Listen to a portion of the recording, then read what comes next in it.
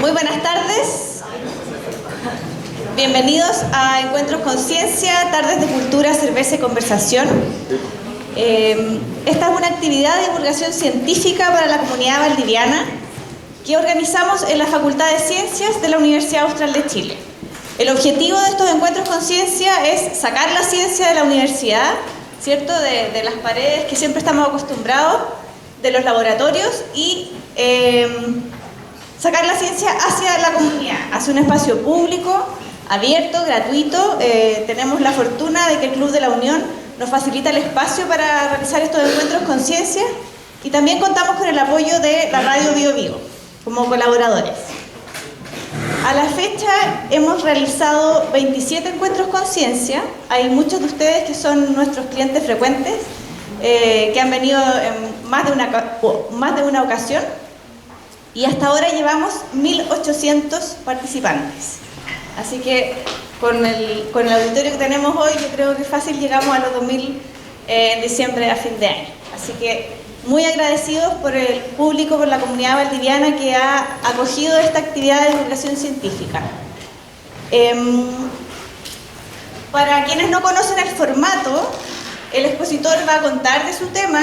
Si alguien tiene preguntas puede interrumpirte ¿sí? La idea es que esto se forme una conversación que no sea tan formal. Van a ver que van a cruzar algunos mozos entre medio, el que quiere se toma una cerveza, un jugo, ¿cierto? La idea es que sea un ambiente más relajado y que ustedes se sientan cómodos para poder participar, contar sus experiencias e interactuar con nuestro expositor. En sus mesas, les comento inmediatamente, o en sus sillas, encontrarán una encuesta, que es una encuesta de cómo consideran ustedes la actividad. No es necesario, no es obligatorio que la hagan, pero para nosotros nos sirve mucho para poder ir mejorando nuestra actividad de divulgación. Así que les agradeceríamos si al final pueden comentar qué les parece, para poder ir mejorando. También en algunas mesas y por ahí hay un listado donde pueden anotar sus correos electrónicos para recibir la invitación a los encuentros con ciencia directamente. Para quienes se hayan enterado de los encuentros con ciencia a través de la radio o de afiches o de redes sociales, pueden recibir directamente en su correo electrónico, ya que estas actividades las realizamos una vez al mes, con distintas temáticas de ciencia. Algunas son de salud, otras son de medio ambiente, así que distintas temáticas que podrían ser de su interés. Hoy contamos con nuestro expositor, que se llama Daniel Melnik. Él es geólogo de la Universidad de Concepción, máster en Ciencias Geológicas de la Universidad de Concepción y doctor en Ciencias de la Universidad de Potsdam, de Alemania. Daniel es académico del Instituto de Ciencias de la Tierra de la Universidad Austral de Chile y es director del Núcleo Milenio Ciclo, que significa estudio del ciclo sísmico a lo largo de zonas de subducción, que acaba de llegar el pendón. Justamente, de ese núcleo milenio de investigación. Esta tarde nos va a presentar terremotos en Valdivia de minutos a milenios, así que los dejo con Daniel. Y por favor, siéntanse cómodos de interactuar, de preguntar, de dar sus opiniones, porque estoy segura que los valdivianos tienen mucho que opinar de este tema. Así que muchas gracias.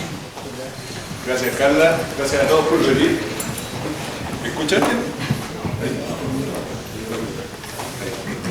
Ahora sí. Gracias, Carla, por la invitación. Gracias a todos por venir. Vamos a hablar de terremotos en Valdivia. Lo primero que tenemos que hacer es contextualizar Valdivia, ponerlo ahora en la dimensión geológica. Salgámonos un poco de lo que es Valdivia geográfico, de lo que es la ciudad, la comuna, la provincia, y vamos a la escala geológica. Obviamente, ¿qué es lo importante de Valdivia? El terremoto. El terremoto de 1960, que todos nosotros conocemos muy bien, y que puso a Valdivia a nivel mundial. Después vamos a hablar a eso. Primero, veamos bien dónde ocurrió el terremoto del 60. Lo vemos primero en este lado. Aquí está la península de Arauco, aquí está Aysén, y el terremoto abarcó toda esta zona.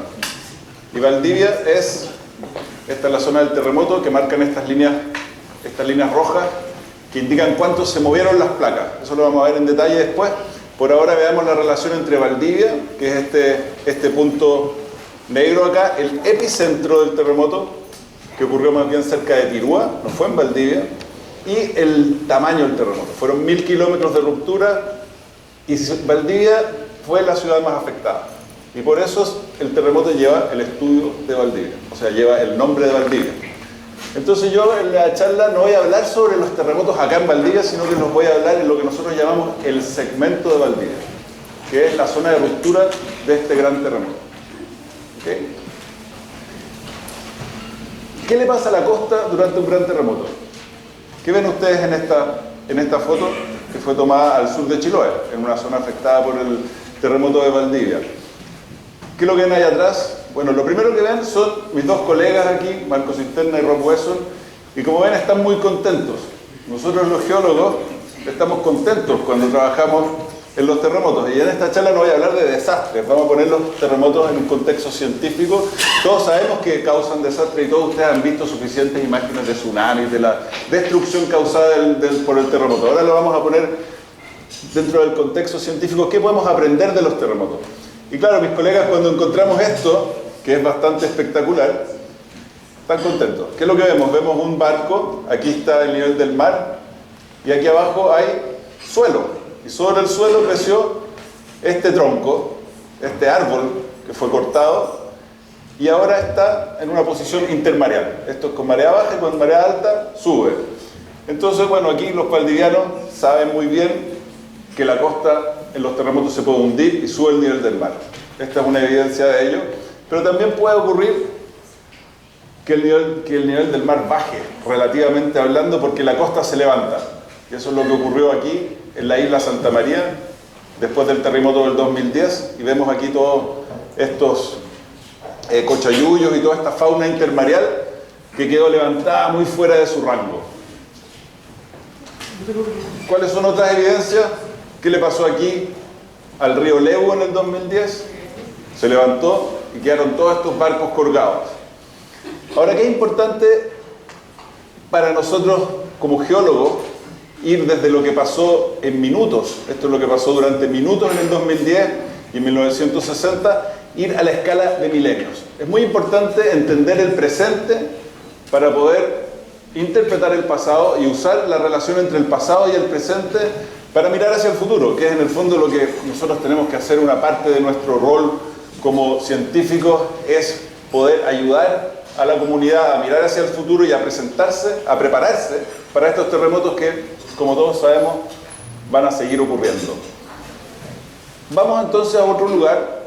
Este lugar es Isla Guafo, que les voy a presentar mucha información de esta isla, que queda en el segmento del terremoto de 1960. Vean ustedes ahora qué es lo que tenemos acá. Tenemos una plataforma rocosa, aquí está la costa, el mar y la playa. Y a nosotros cuando fuimos con nuestros colegas aquí nos llamó mucho la atención este escalón. ¿Ven este escalón que está aquí en la mitad de la playa? Y por algo estamos, quizás seremos muchos, están mis colegas aquí haciendo un hoyo mientras yo sacaba la foto. Este escalón es un escalón de suelo que está en la playa actual. Entonces pensemos qué pasó aquí. ¿Cómo lo podemos ver? Miremoslo un poco más en detalle. Este es el hoyo, la calicata sería el término más correcto de decir. ¿Qué realizamos acá? Entonces vemos la playa actual.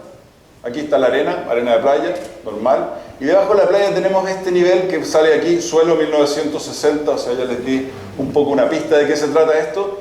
Tenemos un nivel de suelo que forma este escalón, y debajo del suelo, ¿qué es lo que hay? La misma arena de playa. Entonces, ¿cómo nos explicamos esto ahora en concepto, en cambios de nivel de la costa? ¿Qué pasó acá? ¿Alguna idea? ¿Cómo pasamos de una playa a un suelo que es un ambiente continental, ¿no es cierto?, donde crecen las plantas, el bosque? ¿Qué tendría que pasar en este caso? Levantarse, ¿no es cierto? Y después, ¿cómo hacemos para que el suelo de vuelta se vuelva a cubrir? Tendríamos que bajar de nuevo. Entonces, eso es lo que le pasa a la costa después de varios terremotos. Sube y baja como un yo-yo. Y el yo-yo en realidad es un término usado en ciencia que se llama yo-yo tectonics, como se dice en inglés. Hay publicaciones al respecto y es un concepto o el rebote elástico en términos más científicos o más físicos hablando, pero esto es lo que le pasa a la costa. Entonces veamos ahora por qué le pasa a la costa. Obviamente no les voy a mostrar puras fotos, tenemos que ver un poco la parte teórica, cómo se producen estos yo-yos y para qué nos sirve entender bien los yo-yos y poder cuantificarlos. ¿Cuándo fue el último yo-yo? ¿A qué velocidad sube? ¿A qué velocidad baja la costa? Veamos entonces cómo funciona el yo-yo. Acá estamos en Chile, el Océano Pacífico. Tenemos aquí la placa oceánica de Nazca que se subducta bajo el continente sudamericano. A este lado tenemos, o sea, convergencia entre las placas. Y esta línea roja es la zona donde se convergen las placas, la gran falla que se mueve durante los terremotos. Los terremotos ocurren en esta zona. Y aquí lo importante cuando hablamos de terremoto no es el epicentro.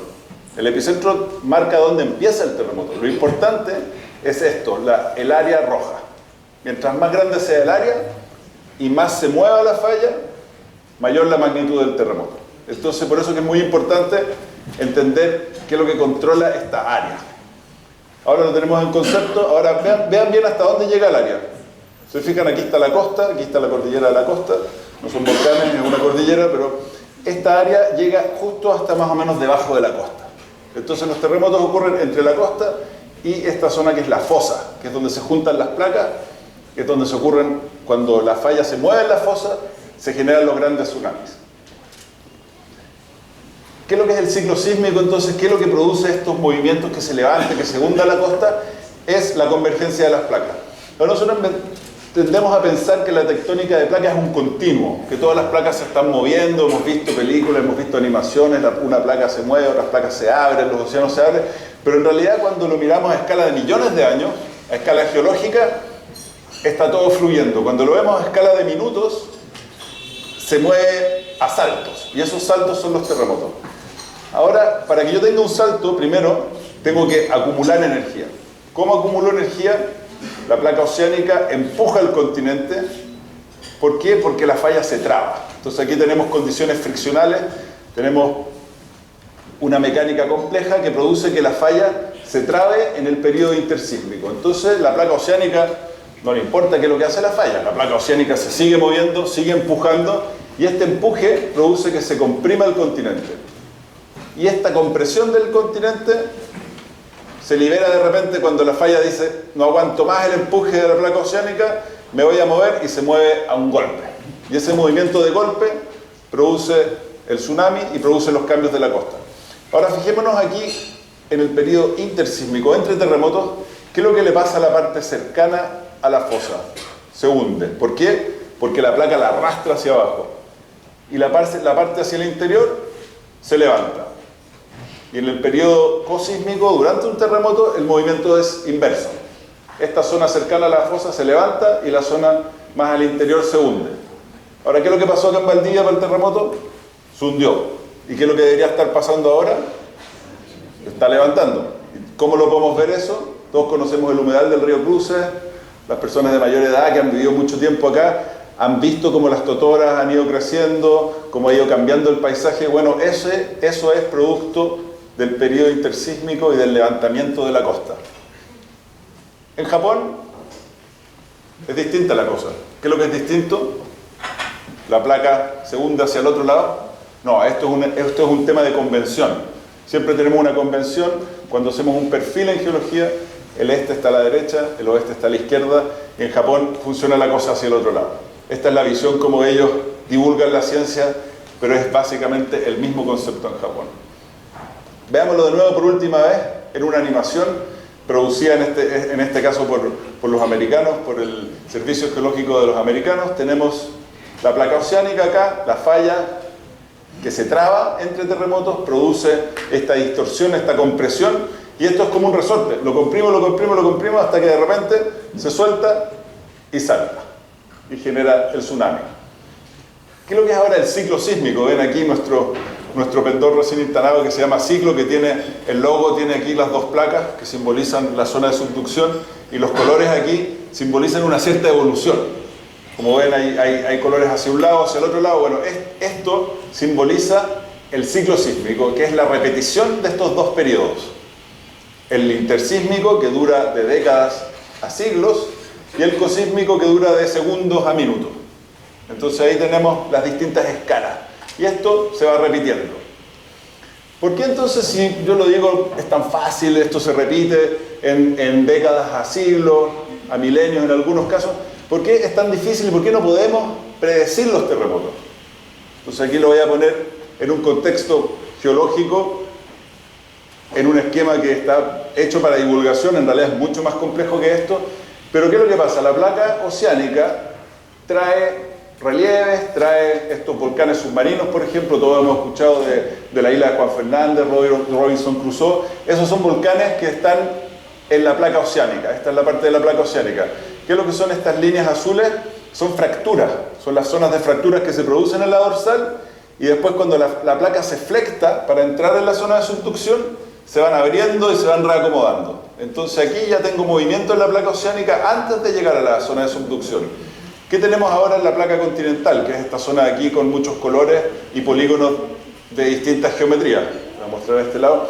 Tenemos la heterogeneidad de la placa superior producida por la historia geológica. Nosotros lo estamos conceptualizando esto a escala de minutos a milenios, pero en realidad esto ocurre hace 100, 200, incluso algunos dicen 300 millones de años que vienen las dos placas convergiendo. Entonces ahí se han movido, han pasado distintas cosas, se ha erosionado, han habido volcanes, se han extinguido, ha pasado muchas cosas. Y esa es la heterogeneidad de la placa superior, de la placa sudamericana acá.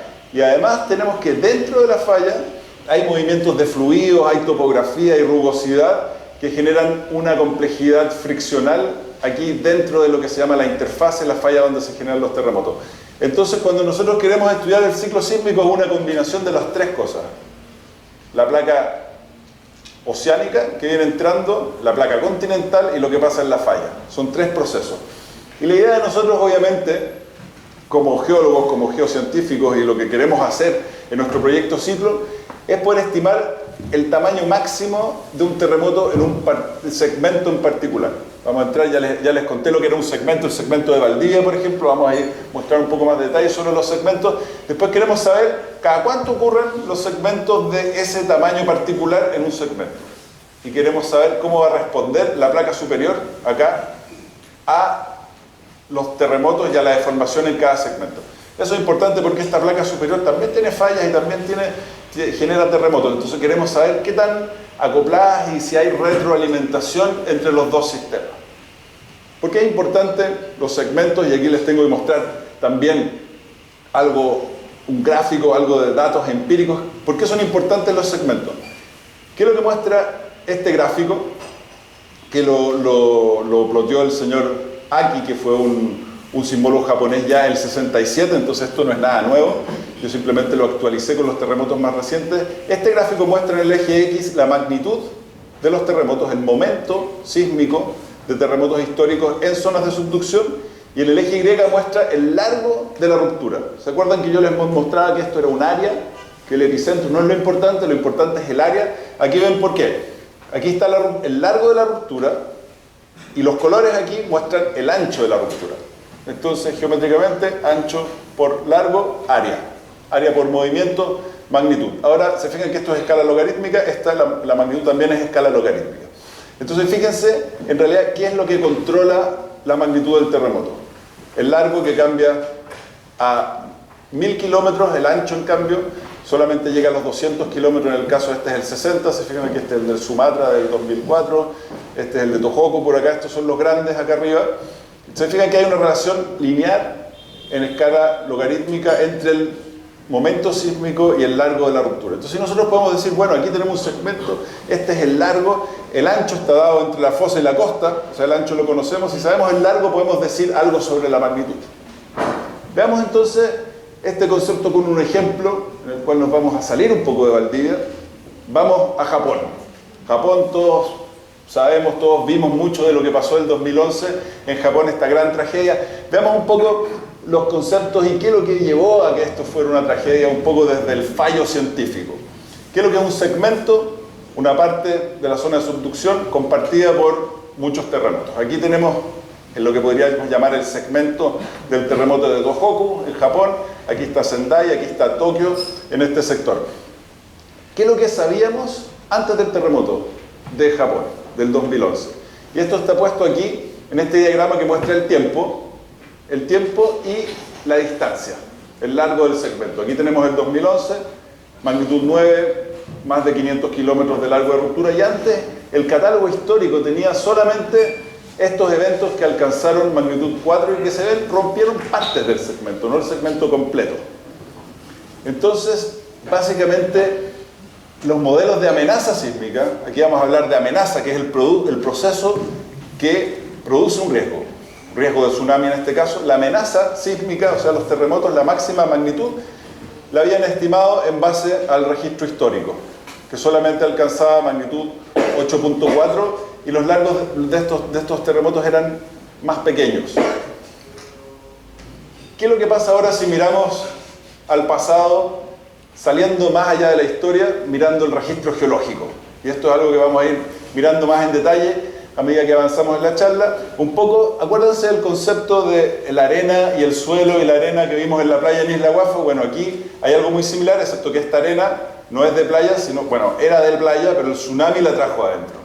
Y esta es una imagen de una calicata obtenida 4 kilómetros al interior de la costa, y aquí se ve la arena que depositó el tsunami del 2011, y se ven que abajo hay otro evento que ocurrió el año 869 y que los paleosismólogos japoneses estimaron tuvo una magnitud muy similar. Entonces el escenario, como decía aquí un colega japonés, hubiese sido muy distinto si esta información científica que vino de la geología se hubiese usado para desarrollar los modelos de amenaza sísmica. La comunidad hubiese estado preparada para un 9 con este tamaño y no para un 8 con este tamaño. Ahí la importancia de integrar la parte histórica con la parte geológica para entender estos fenómenos. Ahora aquí les estoy mostrando un caso de desastre. Veamos un caso de éxito del uso de la geología para estimar estos procesos.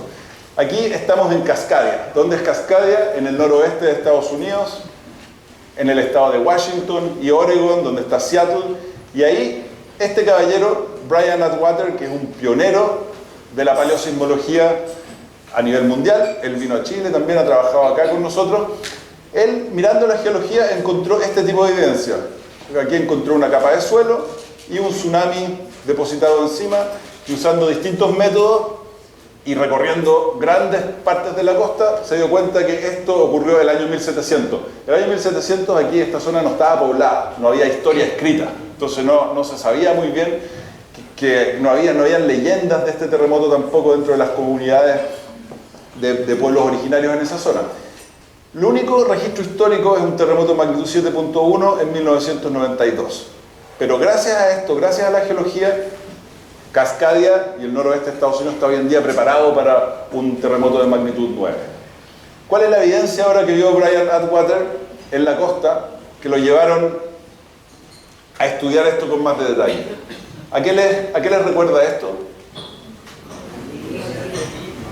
A los que han recorrido aquí la costa valdiviana, por ejemplo, en Queule, en el estuario, hay distintos lugares aquí mismo, atrás de Valdivia. Bueno, estos son cedros. El cedro es una madera muy resistente al agua y este es un estuario. Aquí está la canoa de Brian con la cual recorría esta zona. Y estos cedros murieron el año 1700 y todavía están ahí. Increíble. Y murieron, ¿por qué? Porque la costa bajó alrededor de 2 metros producto de este gran terremoto. Aquí hay otra foto que muestra los troncos que todavía están de pie en la zona intermareal, donde aquí hay varios tipos de moluscos que están cubriendo ahora los troncos. Entonces cuando observaron esto, dijeron, bueno, aquí pasó algo grande. ¿Y qué hicieron los americanos? Vinieron a Chile, vinieron a Valdivia en los años 80 a ver qué había pasado en 1960. Y vieron, chuta, 1960 bien estudiado, se hundió, muy parecido, volvieron y dijeron, bueno, vimos lo mismo, y usaron la evidencia de 1960 acá en Valdivia para interpretar esto como un gran terremoto que hundió la costa.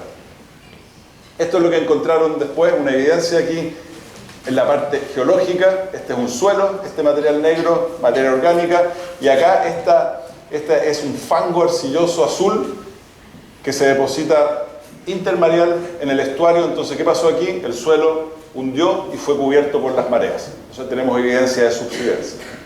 ¿Dónde tenemos evidencias similares también en Chile. Esto es aquí en Maullín, cerca de Puerto Montt, a la costa.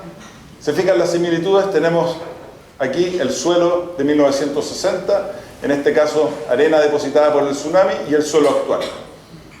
¿Y qué pasa cuando miramos más atrás? Vamos haciendo esto una calicata, esto es 1 metro, si hicimos un hoyo de 1 metro acá, vemos que hay más evidencia de eventos anteriores. Y esos eventos anteriores tienen plantitas adentro, hay restos de juncos, hay semillas que se pueden datar usando el radiocarbono. El método del radiocarbono, todos ustedes lo han escuchado hablar, me imagino. Y vemos que hay un evento de 1960 y el evento anterior, 1450, 1620, es la edad del radiocarbono. Bueno, este evento ocurrió en 1575 y estaban los españoles acá en Valdivia y lo documentaron muy bien. Ocurrió un riñiguazo, se inundó la ciudad. Esa vez que no hubo aviso, como en 1960, así que murió gran parte de la población, que no eran muchos en ese entonces, pero el radiocarbono calza muy bien con la edad de este evento histórico. Y después tenemos otros eventos más atrás, entonces, que tienen distintas evidencias, evidencias de subsidencia, evidencias de tsunami. Contextualicemos ahora el terremoto de Valdivia dentro del concepto de qué tan grande fue. Entonces aquí tenemos la magnitud, el momento sísmico, y acá tenemos la energía en millones de kilowatts hora. ¿Cuánto fue liberado? Es difícil contextualizarlo esto, se puede poner en un número muy grande de bombas atómicas de Hiroshima, como ustedes quieran. Lo importante acá es la diferencia entre, por ejemplo, este evento magnitud 8 en Chile Central, el 85, el del 2010, 8.8, el de Japón, que acabamos de mencionar, magnitud 9, el de Sumatra, 9.3, y el de Valdivia cae por acá arriba. Por eso que hablamos de que Valdivia es el gigante, el más grande, porque liberó la mayor cantidad de energía. Como se fijan, esta escala no es lineal, es logarítmica, entonces cada vez mientras mayor la magnitud, aumenta mucho más la energía liberada por el terremoto. Veamos entonces ahora un poco más de la parte geológica, lo que hacemos nosotros con los terremotos, y los voy a llevar ahora para ver más en detalle qué pasó en este lugar en Isla Guafo. ¿Qué es lo que es este mapa? Este es un mapa de la zona de ruptura del terremoto, y todos estos puntitos que hay acá son lugares donde un caballero, que se los voy a presentar a continuación, vino después del terremoto y midió los cambios de nivel. Y aquí en esta escala se ve up hacia arriba, rojo, y azul hacia abajo, hundimiento. Aquí está la escala y aquí están los puntos. Entonces se fijan todo aquí, el Golfo de Arauco, blanco, no pasó nada. Lebu, movimiento leve, y después hacia el sur, todo esto está azul. Azul, azul, azul, Chiloé, azul, el archipiélago Los Chonos, las Guaitecas, azul, todo esto azul, o sea, la mayor parte de la costa se hundió. Como acá en Valdivia, aquí está Valdivia, hundimiento más de 2.5 metros. Los únicos lugares que se levantaron en 1960 fueron acá, esta isla, Guamblín, que está al frente de Aysén, Isla Guafo y La Mocha, que está acá. Son los únicos lugares que se levantaron. ¿Por qué se levantaron?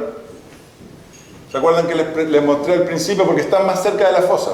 ¿Se acuerdan el monito este de la acumulación y la liberación de la energía? Estos son lugares que están muy cerca de la fosa. Guafo está solamente a 60 kilómetros de la fosa y se levantó entre 3 a 4 metros. ¿Cómo sabemos eso? Bueno, suerte, Isla Guafo tiene un faro. Este faro fue hecho en 1850, por ahí, no me acuerdo exactamente cuándo, pero en el siglo XIX, y para 1960 habían un grupo de personas de la Armada que estaban acá y que observaron el levantamiento de la costa. Nosotros, ¿cuáles otras evidencias hay del levantamiento de la costa? Tenemos mapas históricos. Aquí, por ejemplo, hay un mapa náutico de 1929 que muestra que por aquí pasaba el mar. Aquí hay una foto aérea oblicua de 1944. Este fue un vuelo espía que hicieron los americanos, mandaron un avión sin decirle a nadie, que voló gran parte del territorio chileno.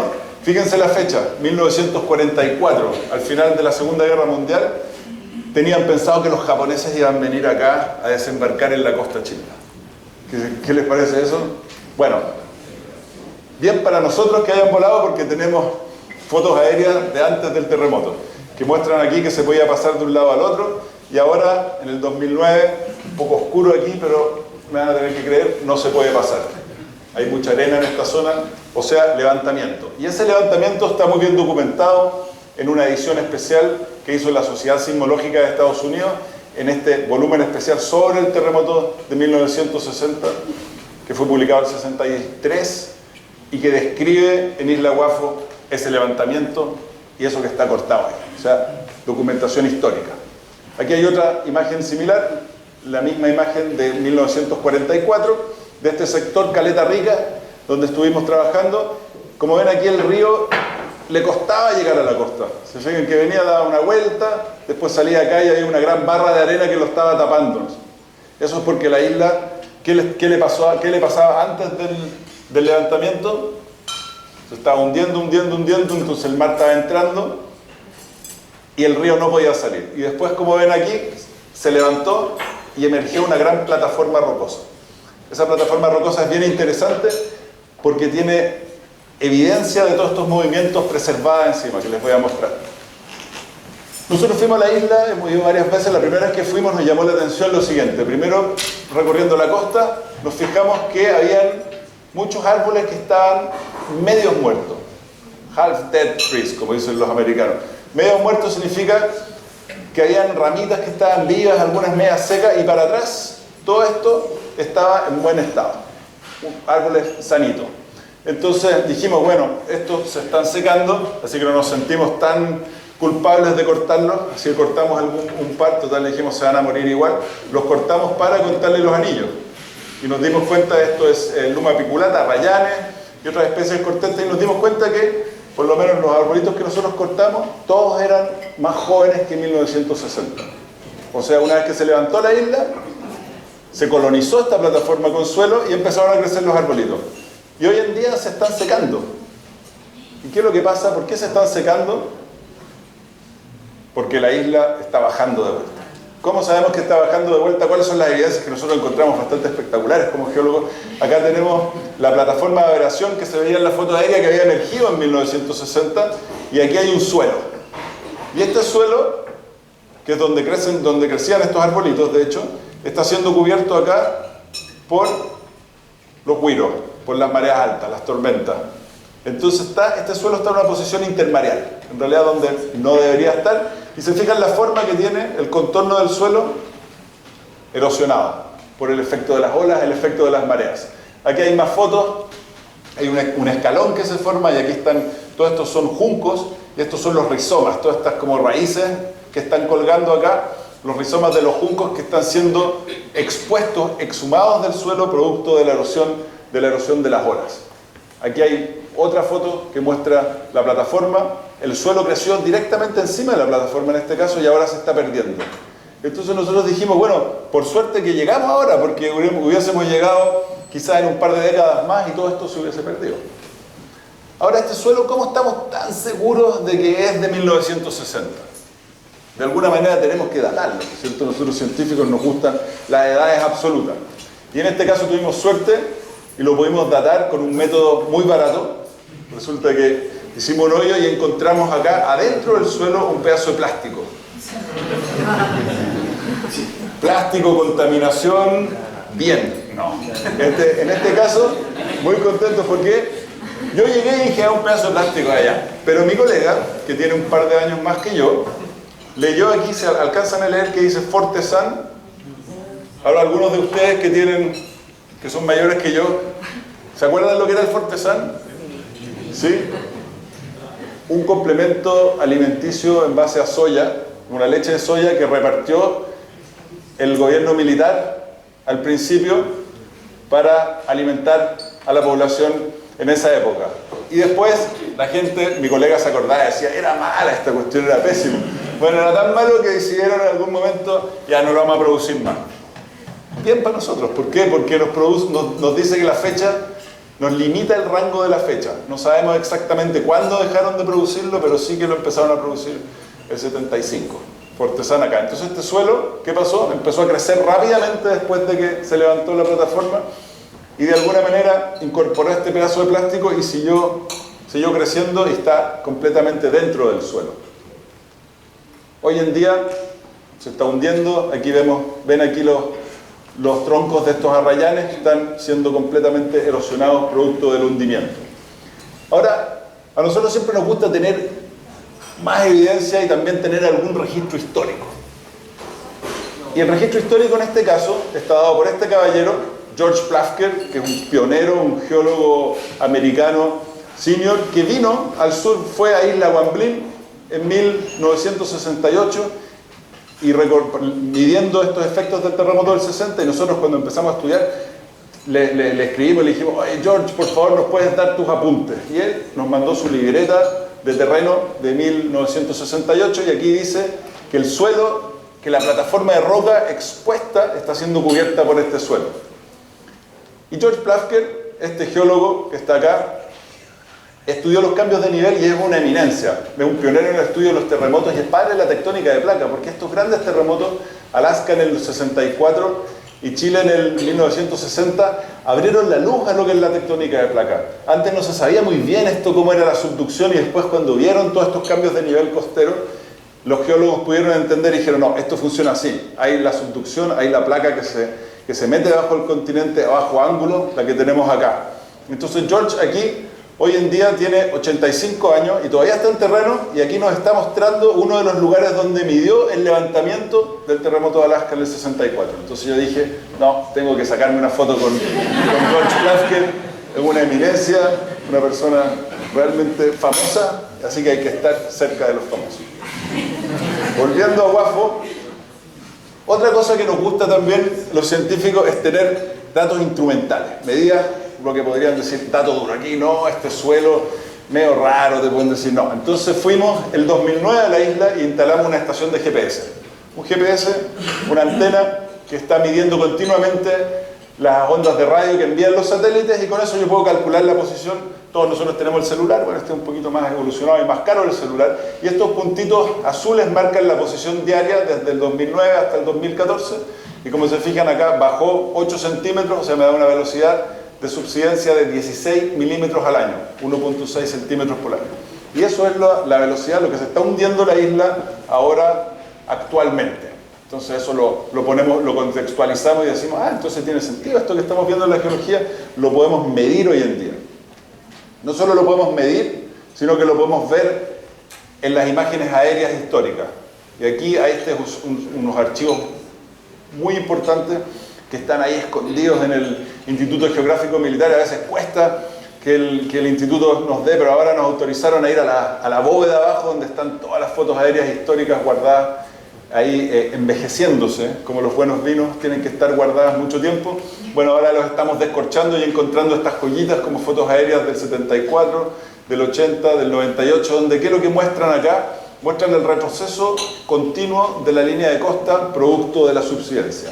Son tan lindas que les tengo aquí unas imágenes de las fotos aéreas enteras. Aquí la del 74, que es la más antigua que tenemos después del levantamiento de 1960, donde se pueden ver también toda la arena que depositó el tsunami, todos estos gravas de tsunami, y donde podemos ver aquí el crecimiento muy rápido del humedal, de un humedal costero. Esta línea azul marca la línea de costa anterior, interpretada en la foto aérea de 1944, y ven cómo aquí está todo negro, todo esto negro es vegetación. Todo esto creció muy rápido, creció en la década después del 60, y ahora, como vemos, se está erosionando. Aquí está el 80, se fijan como ya retrocedió, aquí están mapeadas las líneas de costa, como fue retrocediendo, fíjense ahora el 98 y actualmente ahora. Entonces es todo un proceso muy dinámico, es algo que podemos observar a la escala humana, básicamente. Entonces eso es lo que sabemos que pasó ahora. Se levantó la isla de la playa, pasó a ser continente, suelo, y ahora se está hundiendo y vuelve a ser playa. ¿Por qué es importante esto, el yo-yo? Porque tenemos el análogo moderno, lo que pasó en minutos y lo que ha pasado en décadas. Y ahora esto queremos usarlo como una observación muy puntual para poder ir a lo que son los milenios. ¿Por qué tenemos que ir a lo que son los milenios? Porque, como les mostré al principio, en el caso de Tohoku y en el caso de Cascadia, la evidencia histórica no es suficiente para poder cuantificar la amenaza. Si nosotros queremos calcular una recurrencia, cada cuánto pasan estos terremotos y estar seguros, tenemos que ir más allá de la parte histórica. Entonces dijimos aquí mismo en Guafo, vamos adentrémonos de la costa hacia el interior. No fue fácil, como se fijan, estuvo una vegetación densa. Tuvimos que abrirnos paso y hacer estas calicatas. Y aquí adentro encontramos distinta evidencia muy interesante. Como es la topografía ahora, también es algo que para nosotros fue muy interesante hacer estos son perfiles topográficos. Aquí hicimos varias transectas, obviamente una no es ninguna para nosotros tenemos que encontrar la evidencia no solo en un lugar, sino que en distintos lugares y poderla replicar para poder convencer a nuestros pares, pero como no tenemos mucho tiempo les voy a mostrar solamente uno de estos transectos que está acá, y esta es la topografía. Aquí está la altura sobre el nivel medio del mar, 6 metros, y acá está la distancia horizontal, que son 20 metros. O sea, este perfil tiene una exageración de 5 veces, exagerado 5 veces para que ustedes lo puedan ver mejor. Ahora, la topografía es la línea roja que está acá en la superficie, y lo que tenemos debajo es lo que nosotros llamamos un perfil geológico, que es una interpretación de lo que hay en el subsuelo. ¿Cómo sabemos lo que hay en el subsuelo? Bueno, vamos y hacemos un hoyo, en este caso uno chiquitito, acá hicimos unos más grandes, aquí hicimos otros más grandes. ¿Y qué es lo que son los colores? Son distintos tipos de roca, en el caso clásico los perfiles geológicos, en este caso son sedimentos. Entonces lo amarillo acá, arena de playa, aquí tenemos la playa actual, la berma, entonces tenemos arena de playa en todo este lado, hasta acá al fondo. Y después tenemos aquí suelo, un suelo de humedal, un suelo costero, y encima tenemos un suelo de bosque. Con todo esto, estas pelotitas que marcan son gravas. Entonces, ¿cómo encontramos? Cuando encontramos esto, obviamente los geólogos se ponen muy contentos. Dicen, sobre todo después de haber hecho un hoyo de 3 metros, para llegar a encontrar esta evidencia, la arena de playa, al fondo, estamos súper contentos. ¿Cuál es el análogo acá? Lo que les mostré en la playa. ¿Y qué es lo que encontramos dentro de este hoyo? Aquí hay una foto, un zoom, estos son 10 centímetros la línea roja. Esto es evidencia de suelo, arena, suelo, arena. O sea, tenemos el yo-yo, era cierto, lo estamos viendo en el pasado, y tuvimos la suerte de encontrar material muy bueno, restos de junco, de rizomas de junco, y con el radiocarbono lo mandamos a un laboratorio, eso lo hacemos nosotros, obtenemos edades, y aquí están las edades. Un rango, siempre tenemos un rango, hay errores analíticos asociados a las mediciones que se producen de estos datos. Lo ideal es encontrar un pedazo de plástico, ahí el error chiquitito, y sale muy barato, porque esto lo tenemos que mandar al laboratorio y obviamente todos cobran su parte. Aquí están las edades que tenemos, fíjense, AD, Ano Doménico, 423, 300 a 500, 700, 800. Entonces aquí tenemos una historia que es bastante vieja. Estamos viendo algo que no es inmediatamente antes de 1960, sino que tiene que ver más bien con la primera parte del milenio. Estamos en la edad entre el 300 a 400 a 500. Entonces, ¿qué es realmente lo que pasó acá? Y ahí se pone interesante la cosa para nosotros. Estamos pensando, tenemos los ciclos de yo-yo.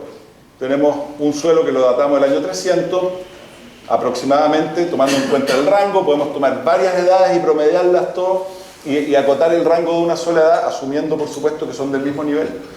Después tenemos una arena intermareal, o sea, arena de playa, bajó, después volvió a subir el año 500, volvió a bajar. O sea, tenemos una parte inferior, se fijan que aquí hay 1, 2, 3. 3 de estos sube, baja. Y después, ¿qué pasó? El año 800 cambió la cosa. Tenemos un suelo muy distinto, un suelo de bosque, que tiene todas estas capitas de grava. ¿Se acuerdan que les mostré la foto aérea del 74? Donde se veía toda esta arena y grava que dejó el tsunami en 1960. Bueno, podemos ir ahí, y hay muchas partes, incluso acá, uno camina por el bosque y todo el suelo está lleno de grava. Esa es la grava que dejó en 1960 y los terremotos después. Entonces empezamos a pensar, ¿pero cómo pasó esto? Pasamos de repente de arena, suelo, playa, a bosque. O sea que en algún momento el yo-yo dejó de funcionar. Y ahí se pone interesante la cosa, porque pensamos, bueno, si los terremotos generan puro yo-yo, ¿cómo levantamos las cordilleras? ¿Cómo levantamos la costa? ¿Cómo formamos el relieve? Ahora, con esta evidencia estamos empezando a entender. Algunos son yo-yo y otros no son yo-yo. Otros levantan y dejan la costa arriba. ¿Y a qué se asocia esto también? A un nivel de terraza muy claro que está aquí, como 6 metros sobre el nivel medio del mar. Tenemos una terraza, esa terraza se levantó el año 800. ¿Qué podemos hacer ahora cuando tenemos todas estas edades? podemos hacer un poco de matemáticas, podemos hacer un modelamiento bayesiano en este caso. ¿Por qué bayesiano? Porque nosotros, usando la información geológica, la información estratigráfica, sabemos que este está sobre ese, o sea, esto tiene que ser más joven que esto. Pero analíticamente podemos tener ciertos cruces de las edades. ¿Por qué? Porque los laboratorios no es que no sean tan buenos, sino que analíticamente hay ciertas limitaciones que no nos permiten datar esto al callo. Y este es el modelo que generamos acá. Tenemos eventos históricos, tenemos algunos eventos que han sido datados con otros métodos en la zona. Hay uno que no está en Guafo, que no tenemos registro, este del año 1127, pero sí tenemos registro en el lago Riñihue acá. Y lo podemos usar, lo podemos incluir dentro del modelo. Por algún motivo no tenemos registro, porque está justo después del año 800, que fue cuando se levantó esta terraza. Entonces, por algún motivo que todavía no entendemos bien, no hay registro de este evento. Pero igual lo incluimos y usando esto podemos calcular acá una probabilidad para la recurrencia de grandes terremotos como 1960. Esta es la probabilidad aquí de ocurrencia y este es el año. Y llegamos a una media de 288 años. O sea, el 60 ocurrió hace ¿cuánto? Casi 60 años. Nos quedan más de 200 años. Así que podemos estar tranquilos en promedio. Ahora, analíticamente aquí el rango va como entre 270 y 310. O sea, estamos más o menos bien. No nos tenemos que preocupar tanto. Obviamente esta evidencia viene de un solo sitio, un sitio especial donde podemos encontrar este levantamiento permanente de la costa, un sitio que nos permite también que tenemos que ponerlo en contexto. Y eso es lo que hemos hecho a lo largo de la costa y que estamos haciendo aquí, y encontramos evidencia muy similar en Chiloé, al oeste de Ancud. Aquí tenemos varios sitios que son muy interesantes, y sobre todo acá en Maullín, que están los dos. Todo esto está en el centro de la zona de ruptura de 1960. Entonces, ¿cuál es la idea? Obviamente es integrar el registro geológico. Esto es lo que se ve en la costa en Ancud. Cuando vamos de Ancud hacia el oeste, y esto es muy fácil verlo, está al lado de la carretera, se bajan, tienen que llevar una pala, limpiar esto, una palita, es una suerte como de afeitar el terreno, dejarlo pulido, y ahí se ven todas estas capitas que son capas de tsunami y suelos, y capas de tsunami y suelos, y abajo tenemos una capa submariana. O sea que esto también se levantó en algún momento y tenemos todo este registro geológico de antiguos terremotos. Entonces lo importante acá, lo que queremos hacer es integrar esto en distintas zonas del país para poder entender mejor cómo funciona la fábrica, cómo funciona este sistema, la convergencia entre las placas, la falla y la placa superior. Muchas gracias.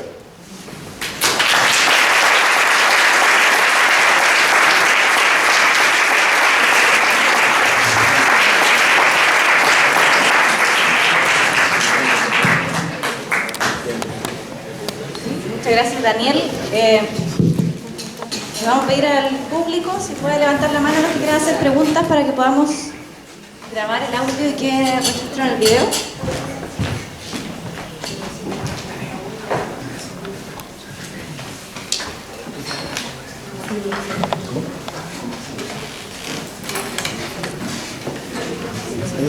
Hola, buenas tardes. Me quedó una duda. ¿Cómo ustedes pueden calcular, por ejemplo, en 1700, cuánto fue el grado del terremoto, por ejemplo? ¿Cómo ustedes pueden saber eso? Es una muy buena pregunta.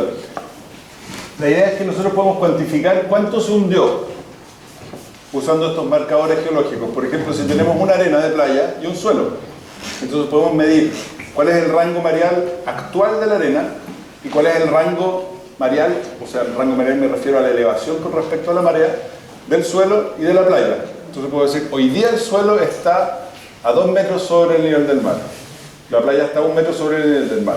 Entonces, en el pasado, si esto se hundió, cambió el nivel, yo lo mido y digo ya, ok, esto cambió, se hundió 1 metro, se hundió 2 metros. Entonces yo voy a lo largo de la costa y digo, aquí se hundió 1 metro, aquí se hundió 2 metros, aquí se hundió 1 metro, aquí se hundió 2 metros, y reconstruyo el área afectada. La costa solamente se va a hundir o levantar sobre la zona que se movió la falla. ¿Cierto? Las réplicas, por ejemplo, los terremotos, ¿se acuerdan del terremoto del 2010? Las réplicas llegaron hasta Santiago, incluso llegaron hasta acá. Las réplicas siempre cubren un área mucho más grande que el área realmente de la ruptura. Si yo quiero estimar la magnitud, cuánto se movió la falla, tengo que tomar mediciones inmediatamente sobre la zona de ruptura. Bueno, el grado, la magnitud te refieres. Sí, acuérdate que tenemos lo que es la intensidad, que es como yo voy a sentir el terremoto, que va a depender si estoy en un edificio, en una casa, si estoy encima de un humedal o si estoy encima de la roca, va a ser muy distinto, ¿no? Tú lo vas a sentir distinto que yo, entonces eso es la intensidad, la escala de Mercalli. Cuando hablamos de momento sísmico, es la magnitud del terremoto. Eso, entonces yo digo, bueno, se hundió tanto en un área de 1000 por 200 kilómetros, y para el hundimiento va a depender de cuánto se movieron las fallas, cuánto se movió la falla, cuánto se movieron las placas. De eso depende cuánto se va a hundir la costa. Entonces yo lo pongo en un mapa, en realidad hago un modelamiento, es un poco más complicado, tengo que usar un modelo matemático, pero en base a cuánto se movió la costa, yo puedo determinar cuánto se movió la falla. Y ese movimiento lo multiplico por el área y tengo la magnitud. Buenas tardes. Hablando de modelaje, ¿cómo se podría predecir o cuándo pudiese venir el próximo gran terremoto? ¿Cómo se podría predecir? Predecir, pensando en que fueron hasta el año antes de Cristo, digamos, y fueron viendo cómo son los eventos que pudieron haber habido. ¿Cómo se pudiera predecir el 60 más 200 más 150? ¿Cuánto pudiese venir ese...? Eso es lo que mostramos, por ejemplo, en este gráfico. Este marca la recurrencia, el intervalo de recurrencia. Entonces, ¿qué es lo que estimado en los últimos 2000 años? O sea, en los últimos 2000 años los terremotos ocurrieron con esta frecuencia. Una frecuencia de 288 años. Entonces, tenemos 2000 años. Cada 2000 años, ese es nuestro intervalo de muestreo. 288 años, bastante regularmente. Entonces nosotros no vamos a predecir, podemos estimar y decir la recurrencia es de tanto, o sea que tendríamos que esperar 200 años más. Ok, muchas gracias.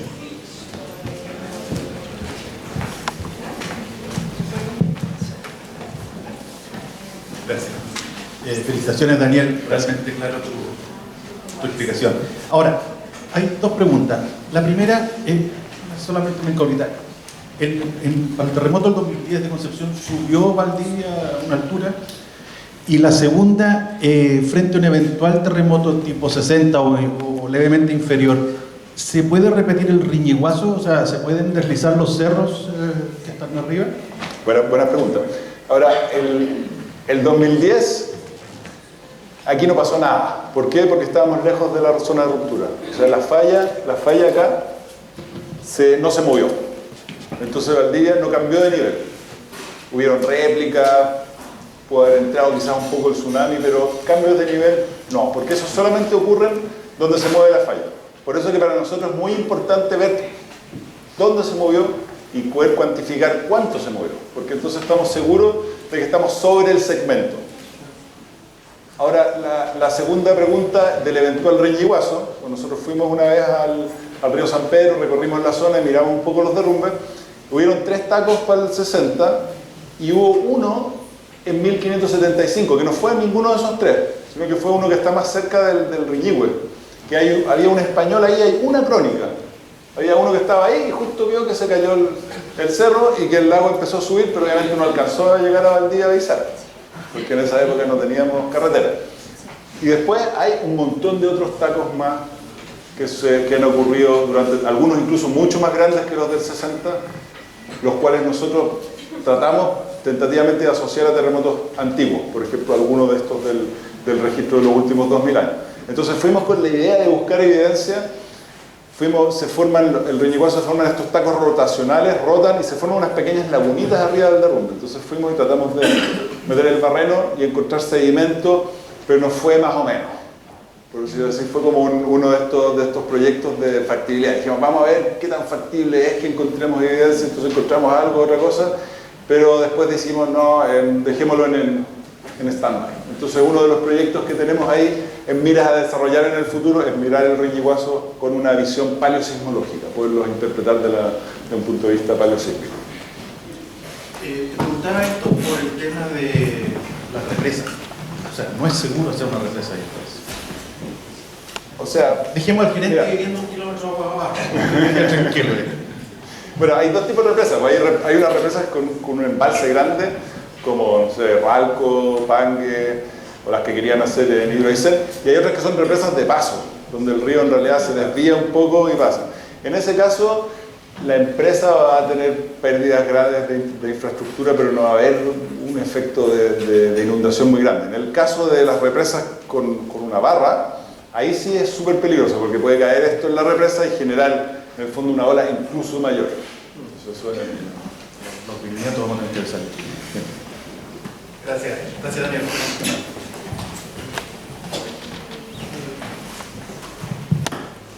por allá. Acá, aló. Acá primero. Hola.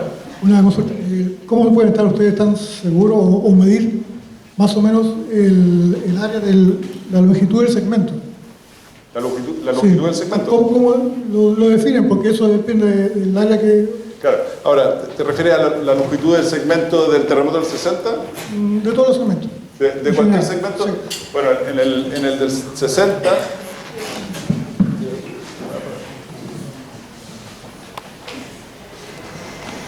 En el del 60, bueno, lo que define el área del 60 son los movimientos verticales de la costa.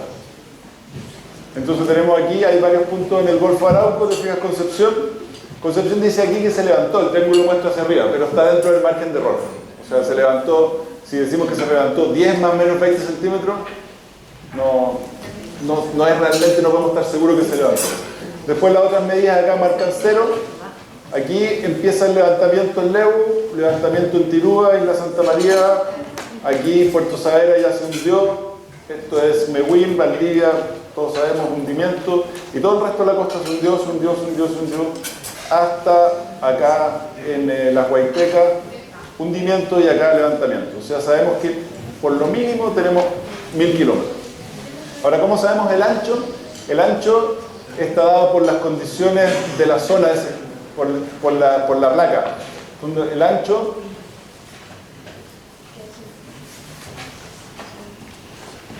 acá. El ancho está dado porque aquí, cuando nos vamos más hacia abajo, aumenta la temperatura. Acá tenemos los volcanes, aquí estamos aproximadamente a los 1000 grados, aquí estamos como a los 450 grados. Entonces ya cuando pasamos más abajo, las propiedades mecánicas de los materiales cambian. Entonces ahí ya no tenemos fricción, no vamos a tener este comportamiento friccional que va a generar el terremoto. Aquí abajo todo va a fluir lentamente. Entonces así podemos estimar el ancho. Multiplicamos el ancho por el largo, por el movimiento y tenemos la magnitud. Esos largos obviamente pueden variar de un terremoto a otro y eso es lo que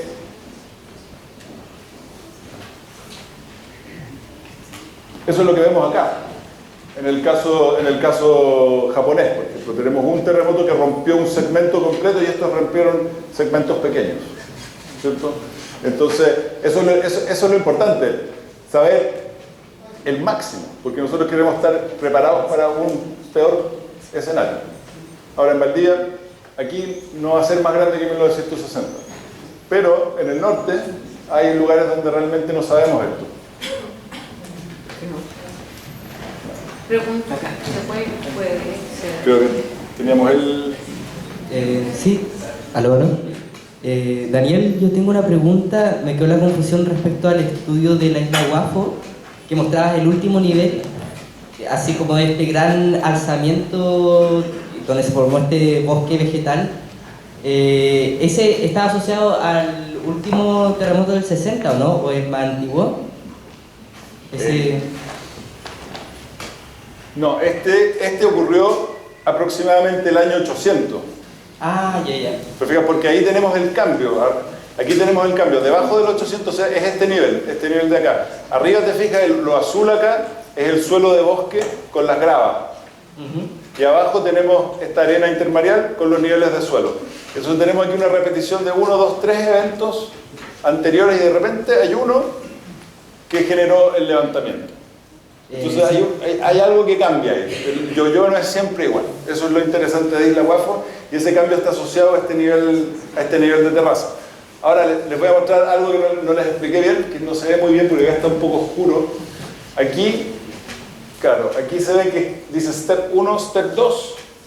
Aquí hay un nivel de terraza muy claro que es el del año 800, hay otro más arriba y después está este gran acantilado. Ahora este gran acantilado nosotros sabemos que tiene que ver con el máximo del nivel del mar del Holoceno medio. ¿Cierto? Todos los humedales urbanos acá en Valdivia eran antiguos emballamientos marinos. Acá el mar estaba en todo lo que es el estuario, toda la erosión de los humedales costeros tiene que ver con esto, con el nivel del mar en el Holoceno medio que estaba como 1,5 metros, 2 metros más alto que ahora.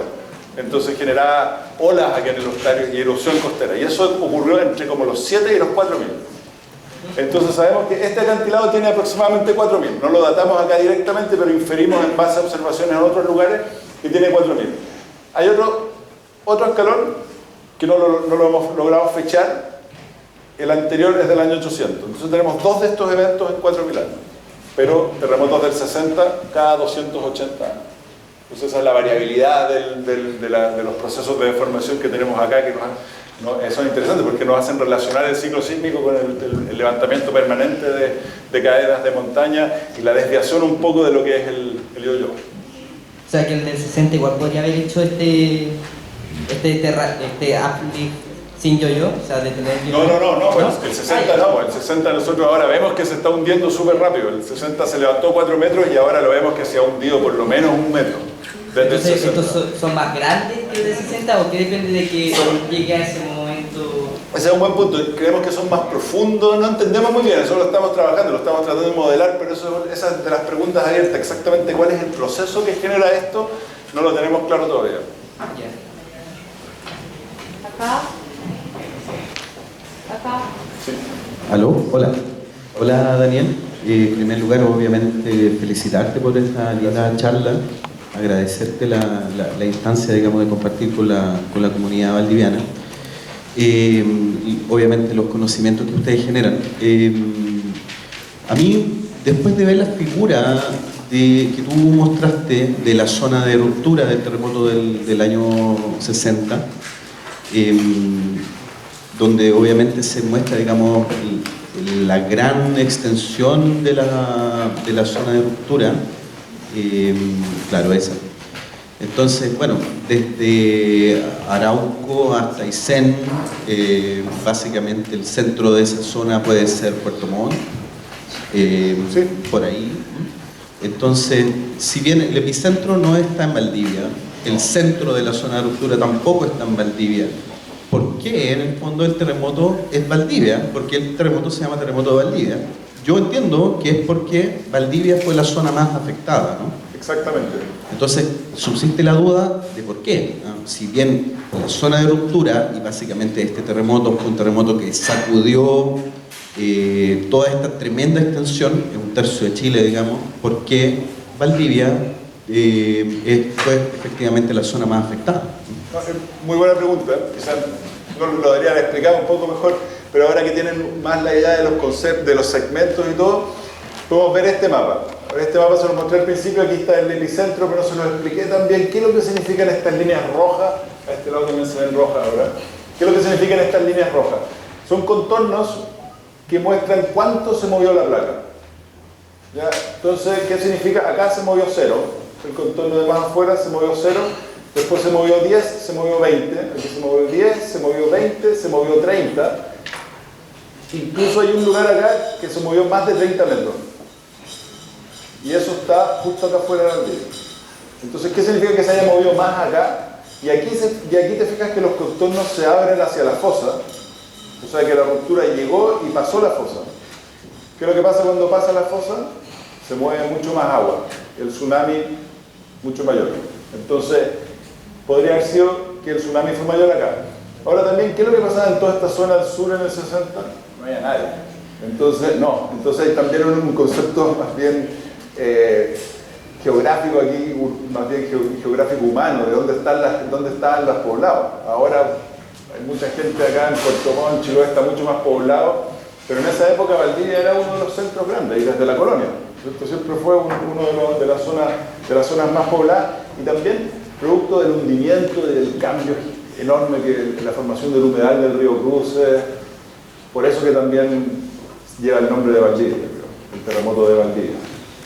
Y puede tener que ver también con el hecho de que en torno a Valdivia, obviamente, el suelo de fundación de Valdivia son principalmente arena, y también hay otros materiales, pero hay muchas zonas que tienen arena en el subsuelo de la ciudad.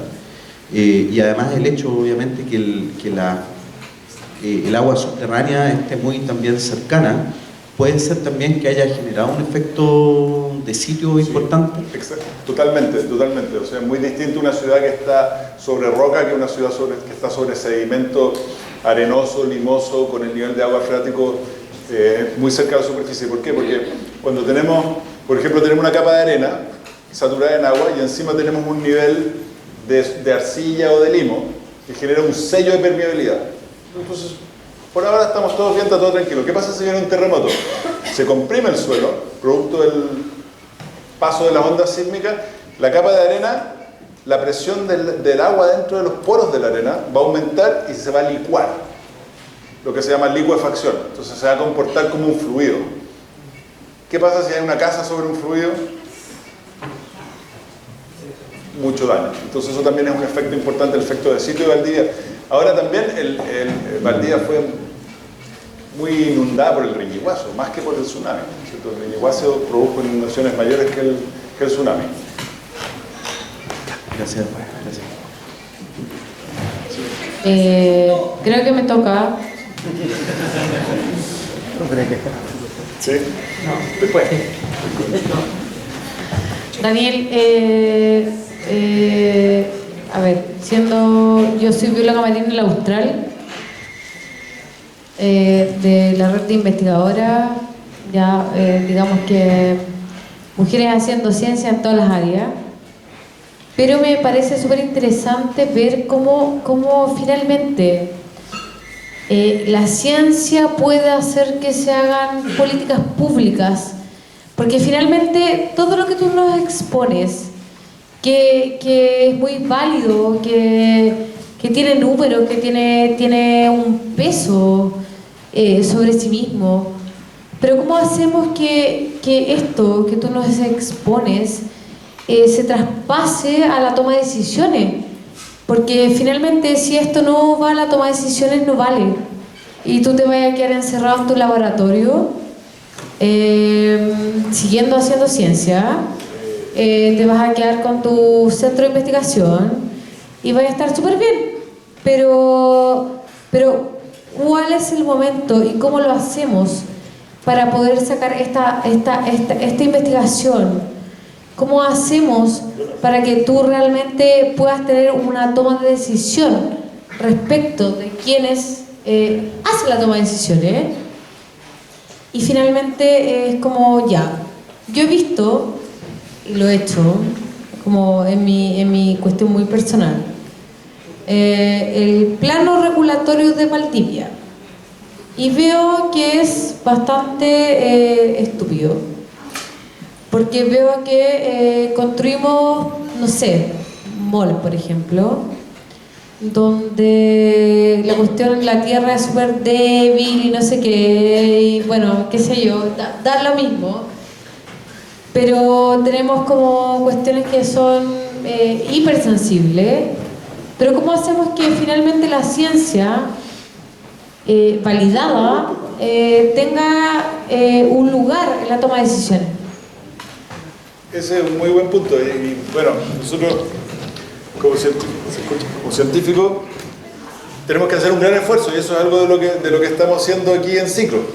Tenemos a Felipe Leiva, periodista a cargo, estamos haciendo vinculación con el medio. Lo primero que tenemos que hacer es aterrizar la ciencia al nivel de todos para poder dar a conocer esto para todos. No sé, ya no te escuchamos. No sé.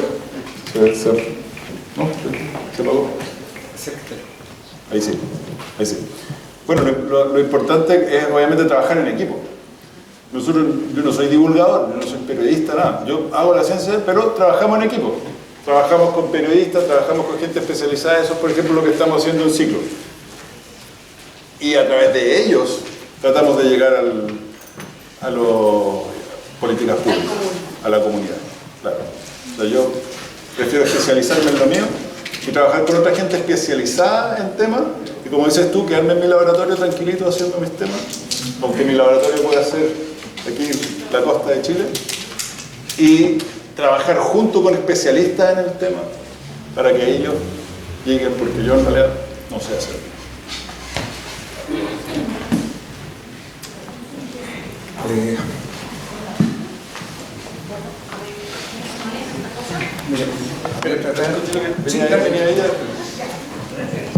Quisiera agregar algo respecto de por qué se fue tan tremendo el terremoto del año 60. A mí me tocó vivirlo. La casa en que vivíamos se vino al suelo, aquí en el centro de Valdivia, muy cerca de donde hoy se construye el mall aquí en Chacabuco con Cabo Volcán. El problema del agua en ese lugar de construcción es evidente, lo pueden ir a observar todos los días. El agua está pero superficial y sale a raudales. Las casas, ¿por qué se cayeron? Por lo menos en el centro de Valdivia se debe a los malos rellenos que había allá en el año 60. La casa de mi abuelita cayó por ese motivo, pero además porque los fundamentos estaban podridos. Por la tremenda humedad, las casas eran de madera. Y la casa en el campo de mi familia no pasó nada, a 10 kilómetros, nada. Pero el suelo allá es piedra. Es completamente distinto un buen suelo en un terremoto grande a un mal suelo. Y en general los rellenos se siguen haciendo de mala calidad en Valdivia. Hoy día, eso es todo. No solo en Valdivia, el tema de los rellenos es un tema muy delicado. Por ejemplo, en todo el borde de Valparaíso ahí hay rellenos que son de la época de la colonia y que están en pésimo estado. Acá también hay rellenos que son de la época de la colonia. Y por ejemplo, en 1985, en el terremoto de Valparaíso, ahí hubo una parte de un relleno que un edificio quedó con mucho daño. El tema de los rellenos es malo. Y el cachito sigue presente. Gracias. Tú. Bueno, respondiendo a lo de Valdivia, hay un trabajo de Carlos Rojas y un mapa que justamente muestra cómo era originalmente Valdivia. Y justamente dirigió a ese tema. Y para el terremoto del 60 está claro que bajó el nivel. Los que vivimos cerca o transitamos cerca de la humedad del Cayumapu vemos que está cambiando, también se dice se está secando la humedad, está subiendo. De lo que yo aprendí con Carlos, con Marcelo Lagos, que te hace una pregunta, uno de los síntomas, por así decirlo, de que podría haber un nuevo evento es que la capa continental, no se dice capa continental, va subiendo donde la otra está presionando y después en el momento de la ruptura y ahí y baja. Entonces, ¿será eso un aviso o será, como muchos dicen, cambio climático? Porque me escucho que dicen cambio climático. Yo tengo mi idea que viene algo. También, algo dejaste claro que cada 200 años vienen estos eventos de gran magnitud. Lo dijo Marcelo Lago en el programa hace poco en el Canal 13. Yo estaba con la voz y eras tú la persona que apareció con él en el... Eres tú. Entonces, de hecho, ¿cómo puedes estar seguro que son cada 200 años si es que también hay una forma de calcular la magnitud por la cantidad de energía sísmica? De hecho, cuando fue el año 2010, Marcelo nos hizo acá una charla, perdón, en 2006, y se le preguntó, él nos mostró los enjambres sísmicos, dijo que hay una ruptura entre San Antonio y la altura de Temuco. Le dijimos, ¿cuánto tiempo más? Mira, debería haber un evento de gran magnitud, más o menos de aquí a 6 años. 4 años, seco. En ese momento, el subvoluntario de la Cruz Roja está en zona costera con los radioaficionados, uno de los famosos que salimos a primera hora con la información. Ocurrió. Para mí, Marcelo es brujo. De hecho, siempre lo llamo y le pregunto cuándo viene el próximo año. Eso por un lado. No, si no, pero le achuntó. Y ¿qué pasará si es que viene un evento de gran magnitud? Todos estos cauces que están tapados desde la colonia irán a retomar sus cauces, porque siempre andaba ese mito urbano de que a la altura de la estación supuestamente el brazo volvería a pasar. pasaría sobre el supermercado. Mito urbano, para mí mito urbano. Y por último, relacionado con eso... Pero deja contestarte la primera, si no se les va a olvidar a la gente que fue la primera pregunta. La primera pregunta es muy interesante porque habla del tema del humedal y de que se está secando el humedal. Es algo que se ve muy claro en las fotos aéreas. Yo no llevo tanto tiempo en Valdivia, así que no lo he visto, pero mucha gente antigua que uno le pregunta te va a decir eso. ¿Tiene que ver con cambio climático? No, el cambio climático hace lo contrario, hace que ahora vemos que el nivel del mar está subiendo producto del cambio climático. Los glaciares se están derritiendo, tenemos cada vez más aporte de agua al mar y está subiendo el nivel del mar en lugares que son tectónicamente estables, o sea, donde no tenemos terremotos, donde no tenemos movimientos de la costa, lo vemos eso y lo podemos medir con satélites. Tenemos satélites desde el año 92, podemos medir. Tenemos un levantamiento, un aumento del nivel del mar. Entonces eso haría en el fondo el proceso contrario, se inundaría mayor la costa, pero vemos que se está secando. Entonces lo que vemos en realidad es un descenso relativo del nivel del mar. O sea que el nivel del mar está bajando con respecto a la costa, pero absoluto, si lo medimos con respecto a un satélite, está subiendo. Entonces, ¿cómo explicamos eso? Porque la costa se está levantando. De hecho lo podemos medir, hay algunos GPS, hay unos bienes nacionales, hay unos en niebla, hay unos en otros lugares y podemos medir y Valdivia efectivamente se está levantando. Como el que ocupan los volcanes. Claro, el producto de, como les expliqué, aquí, producto de este acople, producto de eso. Por eso que se levanta y se hunde. Se hundió en el 60, aquí. Producto de esto, porque las placas están trabadas.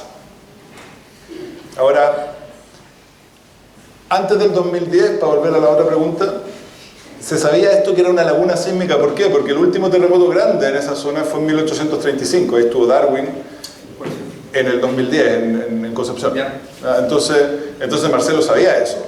Marcelo sabía que habían 175 años que no había habido un terremoto grande en esa zona. De hecho, había una publicación. O sea, no fue él el que dijo así como a mí se me ocurre, no. Ya estaba publicado. Entonces, y además que uno puede medir esto, bueno, yo no se lo expliqué para no entrar en mucho detalle técnico, pero uno puede medir qué tan acopladas están las placas acá, usando GPS distribuido. Y para el 2010, antes del terremoto, estaban sumamente acopladas. En cambio, acá en Valdivia lo medimos y no están tan acopladas, están empezando a acoplarse. De tanto epicentro ahora. Ese es otro tema. Las últimas dos preguntas. Después, quien quiera quedarse conversando con Daniel, puede seguir un ratito más. Hola Daniel. Hola. Fue como un intensivo de tectónica. Para ver a los estudiantes acá. Y me surgió una duda ahora que mostraste el catálogo sísmico de los últimos 2000 años, con esa recurrencia de 280 años, más o menos. ¿Cierto? Que en el fondo, si cambia el catálogo, cambia la recurrencia. O sea, si alargamos el catálogo sísmico, podría cambiar esa recurrencia, ¿no? Claro, o sea, si el registro fuera más largo, quiero decir. Claro, lo que pasa es que nosotros vemos esa recurrencia para 2000 años. Entonces, de hecho, hay un catálogo más largo, que tiene 5000, que muestra una recurrencia bastante similar. Lo que pasa es que mientras más atrás nos vamos, aumentan mucho más los errores analíticos. El registro no es tan completo, el registro suele ser... Hay lugares muy claves donde hay un registro continuo que tiene 5000 años. Entonces ahí podemos calcular la recurrencia y ver a la escala de tiempo. Por eso es que yo lo hice hincapié, dije, esa recurrencia es válida para 2000 años. De hecho, esa era mi duda. ¿Qué otra metodología hay para abarcar terremotos que pasaron hace 2000, 3000, 10.000 años, si se puede? Claro, el registro costero, que es el que estamos usando acá, yo les mostré el registro costero porque para ponerlo en contexto un poco, el contexto valdiviano. Estamos acá en Valdivia, que sufrió este hundimiento en el terremoto del 60, entonces por eso que lo contextualicé en la parte costera. Pero hay otros registros también que existen, por ejemplo, en los lagos. En los lagos tenemos registros también largos, o en el fondo del mar también tenemos otro tipo de registros que podemos usar, que no son tan precisos porque solamente te marcan la edad del evento. ¿Cuál es la gracia del registro costero? Y que fue en las preguntas que me hicieron al principio. En el fondo, cuando se mueve la costa, yo sé que se movió la falla. Y si se hunde mucho la costa, es porque mucho se movió la falla. Entonces con los cambios costeros, en realidad el registro costero es el mejor porque yo puedo estimar el área de la falla y cuánto se movió y cuánto fue la magnitud anterior. ¿Cierto? Por eso que el registro costero es muy valioso. Ahora, ¿qué tanto nos podemos ir atrás en el tiempo? Estamos limitados por el nivel del mar. El nivel del mar modula la costa. O sea, como les mencionaba, todos los humedales urbanos acá en Valdivia fueron hechos en el Holoceno medio, cuando el nivel del mar estaba más alto que ahora. Entre 7 y 4.000 años estaba más alto. Entonces el registro costero, en las marismas, en lo que les estoy mostrando yo, generalmente son los últimos 4.000 años. Y de esos 4.000 años, la parte más anterior es muy difícil encontrarla. Hay que ir para adentro, hay que hacer hoyos profundos, a veces esos suelos se pierden, hay erosión, es más complicado. Sí, ¿no? Bueno, primero que todo agradecer a la organización de Encuentros Conciencia por esta nueva jornada y agradecer... Gracias. La forma de agradecer es que contesten su encuesta de evaluación. Gracias. En esa forma estamos. Profesor, quería preguntarle, estaba pensando en los terremotos, el terremoto del 2010, ahí en la zona de Constitución, y también ahora, el año pasado, no recuerdo bien la fecha, el terremoto en Melinca, más al sur. Tenía la duda si, hablando como a escalas de zona de rupturas, a lo mejor el comportamiento de entre zonas de ruptura, digamos, contiguas, podría afectar, en este caso, a la zona de Valdivia. A lo mejor si el evento de 2010 produjo cambios en la dinámica tectónica de la zona de ruptura de Valdivia más al sur, no sé si existe alguna correlación entre estas zonas que están adyacentes. Sí, existe una correlación. Eso lo vamos a ver después en la tectónica. Es un tema un poco más complejo, es apropiado, pero lo vamos a ver en detalle. Así que voy a esperar. Vayan por el área ambiental. Ya, muchas gracias, Daniel. Gracias. Para finalizar, primero quiero agradecer a todos los asistentes por estar acá acompañándonos esta tarde en una actividad gratuita de divulgación científica para la comunidad, así que estamos muy contentos.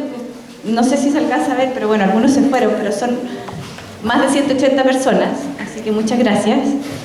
Agradecemos nuevamente al Club de la Unión por facilitar el espacio, a la Radio Bio Bio, y quiero dejarlos invitados para el próximo Encuentros Conciencia el martes 27 de noviembre en el marco del Congreso de la Sociedad de Ecología de Chile, SOCECOL. Vamos a contar con la doctora Cristina Dorador y luego finalizamos el año el 18 de diciembre con la doctora Esther Fechi, que habla de emprendimiento. En realidad ella le dice emprendizaje, pero ahí tienen que venir para que comprendan de qué se trata.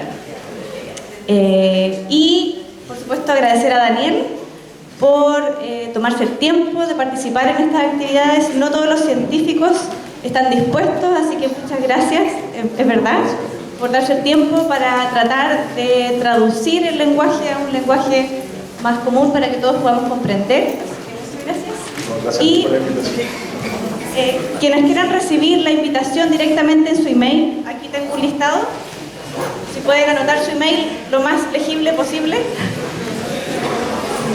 Andan algunos listados por ahí. La encuesta la realizamos en conjunto con divulga.cl, que es un sitio de divulgación científica que es liderado por Sergio Mancilla, que es periodista de Explora. Así que, para finalizar, y dar un gran aplauso a nuestro expositor.